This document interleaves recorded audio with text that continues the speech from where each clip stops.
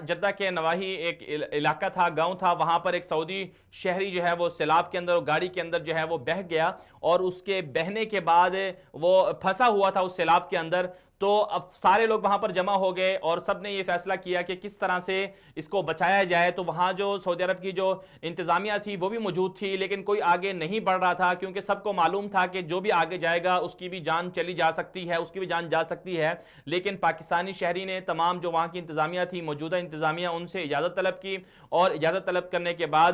اس کو ریسکیو کرنے کی انہوں نے کوشش کی، اور پھر جس میں وہ کامیاب بھی ہوئے، اور سعودی جو شہری ہے اس کی انہوں نے جان بھی بچائی۔ جس کے بعد جو ہے جو وہاں پر موجود لوگ تھے انہوں نے سب نے اس پاکستانی شہری کو جو ہے وہ داد بھی دی۔ گجرات سے ان کا تعلق ہے، شکیل احمد ان کا نام بتایا جا رہا ہے، اور ان کے اس کارنامے پر سعودی عرب کے جو انتظامیہ تھی انہوں نے ان کو مبارکباد بھی دی اور ان کو داد بھی دی۔ بالخصوص جو مکہ مکرمہ کے گورنر ہیں انہوں نے بھی اس شہر